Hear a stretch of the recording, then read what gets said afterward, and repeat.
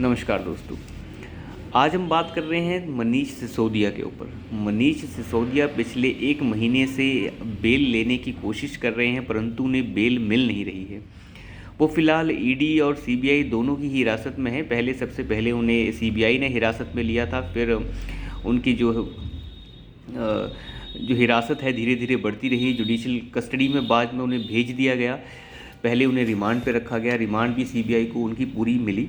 उसके बाद उन्हें जो है न्यायिक हिरासत में भेज दिया गया, परंतु न्यायिक हिरासत के दौरान ही तिहाड़ जेल से ही ईडी ने उन्हें बाद में गिरफ्तार कर लिया। फिलहाल जो ज़मानत याचिका उनकी चल रही थी, जिसके ऊपर बहस हो रही थी राउस एवेन्यू कोर्ट में, ये ज़मानत याचिका जो थी वो सीबीआई की हिरासत के लिए थी। जो सीबीआई से जो उन्हें ज़मानत याचिका जो थी वो सीबीआई की से ज़मानत के लिए थी। ये उन्होंने जो ज़मानत याचिका लगाई थी, इसके ज़रिए वो सीबीआई की हिरासत से छूटना चाहते हैं। परंतु सीबीआई वाले मामले में जब उन्होंने ज़मानत याचिका दायर की, इसे भी लगभग 20 दिन हो चुके हैं, परंतु अब जब इसके ऊपर फैसला आया है तो फैसले में मनीष सिसोदिया को बहुत बड़ा झटका लगा है। और मैं तो ये भी आपको बता दूं कि मनीष सिसोदिया को झटका ही नहीं लगा है, ये केजरीवाल जो है अब इनसे पूरी तरह पल्ला झाड़ लेने वाले हैं, क्योंकि अब केजरीवाल को समझ आ गया है कि कोर्ट ने क्या कहा है और कोर्ट और एजेंसियों के पास किस तरह के सबूत मौजूद हैं।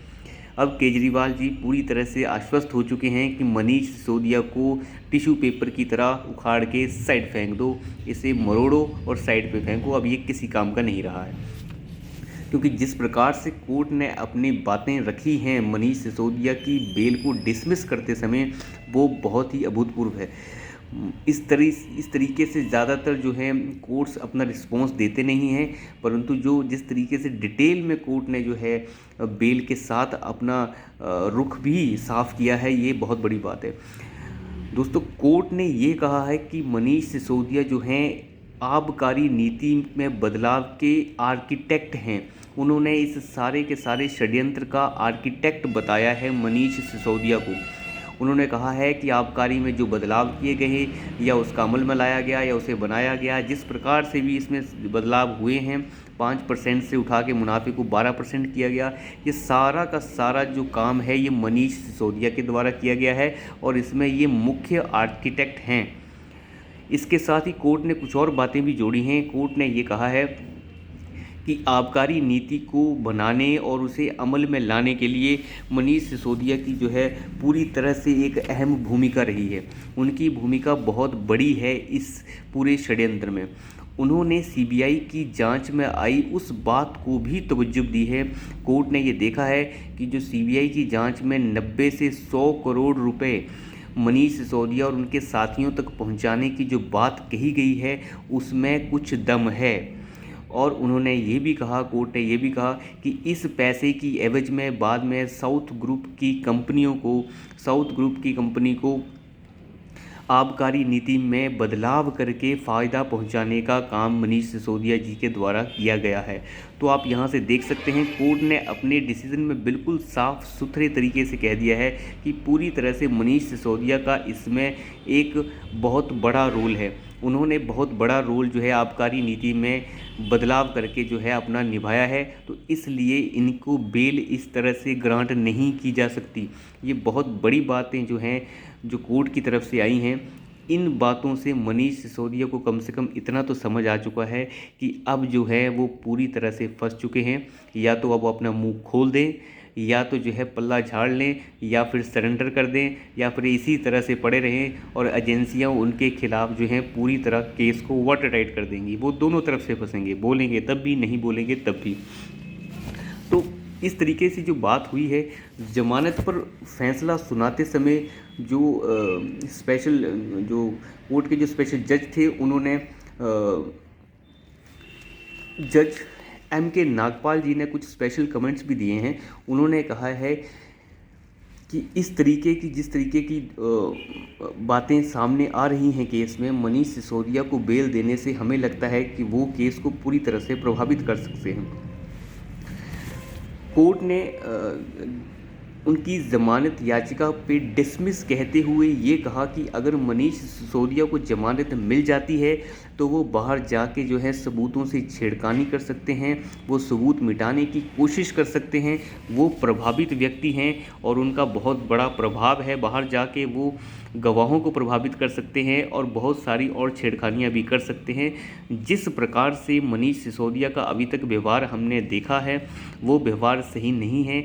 जिस प्रकार इन्होंने बहुत सारे अपने मोबाइल बदले हैं और उनका जो मोबाइल बदलने का तरीका है और जो मोबाइल बदले हैं उसे इन्होंने कहा है कि नष्ट कर दिए हैं, ना तो इन्होंने वो मोबाइल एजेंसियों को प्रोवाइड किए हैं, ना तो किसी तरह की जो भी फाइल्स और जिसकी दूसरी चीज़ें जो है सीबीआई इनसे हासिल करना चाहती है उसे ये प्रोवाइड नहीं कर रहे हैं। जो मीटिंग्स के दौरान जो नोट क्रिएट किए जाते हैं कि उनकी जो नोट्स की जो फाइल होती है, जो आप ये कह सकते हैं जैसे कैबिनेट नोट होता है, कैबिनेट नोट की एक फ़ाइल होती है। अगर कैबिनेट मीटिंग हो रही है तो उसमें कैबिनेट नोट क्रिएट होता है और कैबिनेट नोट की एक जो फाइल है जिसे मांग रही थी सीबीआई की आपने आबकारी नीति में बदलाव करते समय कैबिनेट्स की जो मीटिंग ली है उसमें जो बदलाव किए गए या जो भी किया गया उसके नोट्स कहाँ हैं, तो उसके नोट्स की फ़ाइल जो हैं ये प्रोवाइड नहीं कर रहे हैं। तो इस तरह की बातें कोर्ट ने कही हैं कि ये जो हैं पूरी तरह से सहयोग नहीं कर रहे हैं और इनका ये व्यवहार बताता है कि वो बाहर जाके सबूतों से छेड़खानी कर सकते हैं, इसलिए मनीष सिसोदिया को बेल नहीं दी जा सकती। कोर्ट ने ये भी ऐड करा साथ में कि दूसरे जो साथी इनके बीच में पकड़े गए हैं उनमें से कुछ को अगर बेल ग्रांट की भी गई है तो उनकी भूमिका को मनीष सिसोदिया की भूमिका से बिल्कुल भी नहीं मिलाया जा सकता। मनीष सिसोदिया जो हैं इस पूरे के पूरे षड्यंत्र के जो हैं लीडर थे और सभी दूसरे लोगों को भी लीड कर रहे थे, दूसरे सभी लोग इनके नीचे काम कर रहे थे। तो दूसरे लोगों के साथ जो है उनकी ज़मानत को इनकी ज़मानत के साथ बिल्कुल भी नहीं मिलाया जा सकता। कोर्ट ने इस बात को पूरी तरह से साफ कर दिया। अब दूसरी बातें अगर हम देखें, जिस तरीके से मनीष सिसोदिया के साथ पहले सारी की सारी आम आदमी पार्टी खड़ी थी, बहुत धूम मचा रहे थे सारे के सारे, धीरे धीरे ये जो हैं अपना पल्ला खींचने के चक्कर में हैं। इन्हें पता है कि अब जो है बहुत देर हो चुकी है, अब कुछ नहीं होने वाला। जैसे जैसे कोर्ट अपने कमेंट देता जाएगा अरविंद केजरीवाल जो हैं धीरे धीरे अपने राजनीतिक बयान पीछे खींचते जाएंगे। फिर उन्हें यह एहसास होने लग गया है, उन्हें एहसास हो चुका है कि अब जो है पासा पलट चुका है। अब राजनीतिक बयान अगर हम बार बार देंगे तो कोर्ट के ऊपर सवाल उठाने जैसा हो जाएगा और हम अब जो है अपने ऊपर जानबूझ के कीचड़ उछालने वाली बात हो जाएगी। तो धीरे धीरे जो है बात को दबा रहे हैं। पहले भी ढेरों आक्षेप वो लगा चुके हैं, हालांकि सुबह से शाम तक आक्षेप लगाने का ही उनका काम है। जैसा उनका मन करता है वो वैसे ही करते हैं, जो मुंह में आता है वही बोलते हैं। कोर्ट ने उनकी इस ज़मानत याचिका को डिसमिस कर दिया है। अब जो है उन्हें ज़मानत नहीं मिलेगी। तो आप इतना मान सकते हैं कि वो सीबीआई से ज़मानत लेने गए थे, परंतु अब सीबीआई वाले केस में भी उनकी ज़मानत नहीं हो रही है। अब कोर्ट ने सारी के सारी बातों को जब कह दिया तो उनका अंत में यही कहना था कि मनीष सिसोदिया को अगर बेल दी जाती है तो वो पूरे के पूरे केस को प्रभावित कर सकते हैं। सीबीआई ने जिस तरह के सबूत अभी तक पेश किए हैं उन सबूतों से ये दिखता है कि मनीष सिसोदिया की इस षड्यंत्र में भागीदारी पूरी तरह से सक्रिय है। तो इस वजह से मनीष सिसोदिया को जो है अभी बेल नहीं दी जा सकती, क्योंकि वो केस को प्रभावित कर सकते हैं। तो मोटा मोटी आप इतना देख सकते हैं कि कोर्ट ने 2-3 बातें कही हैं पूरे के पूरे अपने जजमेंट में कि बेल डिसमिस की जाती है। वो इसलिए डिसमिस की जा रही है क्योंकि मनीष सिसोदिया ने जो है सबूत जो उनसे मांगे गए, जिस तरीके की फाइल्स, जो कैबिनेट नोट जो उनसे मांगे गए, जो जनरली कैबिनेट के पास होने चाहिए, वो नहीं मौजूद हैं। क्यों बढ़ाया गया परसेंटेज को 5% से 12% क्यों किया गया मुनाफे को, इसका वो जवाब नहीं दे पा रहे हैं। उसके बाद उन्होंने मोबाइल क्यों बार बार नष्ट किए, वो इसका भी जवाब बिल्कुल नहीं दे पा रहे हैं। तो इस तरीके की जो व्यवहार और इस तरीके का जो बात है, और भी काफ़ी सबूत शायद सीबीआई ने पेश किए हैं जो पूरी तरह से पब्लिक नहीं है, बट कोर्ट को ये आश्वासन दिलाने में सीबीआई जो है पूरी तरह से कामयाब हो गई कि मनीष सिसोदिया जो हैं इसके जो है चीफ लीडर हैं इस पूरे के पूरे षड्यंत्र में, और इनकी भागीदारी बहुत ज़्यादा है। तो मनीष सिसोदिया जी पूरी तरह फंसते हुए नज़र आ रहे हैं।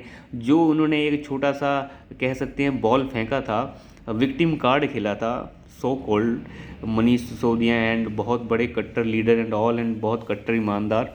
आई डोंट नो बहुत किस तरीके के ये लीडर हैं। ये पाखंड का नंगा नाच हैं और कुछ नहीं है। सुबह से शाम पाखंड करवा लीजिए जितना मर्जी, जैसे मैंने पहले भी पिछली वीडियो में आपको बताया था। भारतीय राजनीति में अगर कोई पाखंड है तो यहाँ हो रहा है, वो है दिल्ली में। दिल्ली की राजनीति जो है पूरी तरह से पाखंड से भर चुकी है और इसके बेताज बादशाह हैं वहाँ के मुख्यमंत्री। अब मैं आपको बताता हूँ, इन्होंने एक छोटा सा विक्टिम कार्ड खेल दिया था। विक्टिम कार्ड में ये कह रहे थे केजरीवाल जी मनीष सिसोदिया के वकील, वहाँ सारी की सारी ब्रिगेड बैठी है, पूरे के पूरे वो ब्रिगेड बैठी है जिनके ये खिलाफ रहते हैं। वो सारी की सारी वकीलों की ढेर बड़ी ब्रिगेड जो है वहाँ पे लगा रखी है सिसोदिया की बेल के लिए। सोमनाथ भारती जैसे भी उसमें शामिल हैं।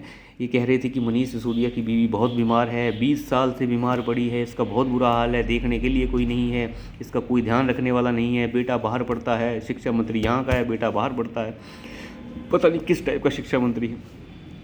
तो कोर्ट ने ये कहा है कि इनकी पत्नी चाहे 20 साल से बीमार है, परंतु आप जो है अभी तक आपने जो डॉक्यूमेंट सबमिट किए हैं उनके हिसाब से तो सिर्फ ये 22 और 23/2022 से ही बीमार हैं। उसके पीछे की तो आप मेडिकल हिस्ट्री लेके ही नहीं आ पाए हैं। बताइए इन लोगों का ओछापन, इनके पास मेडिकल हिस्ट्री भी नहीं है उससे पीछे की कोर्ट में दिखाने के लिए।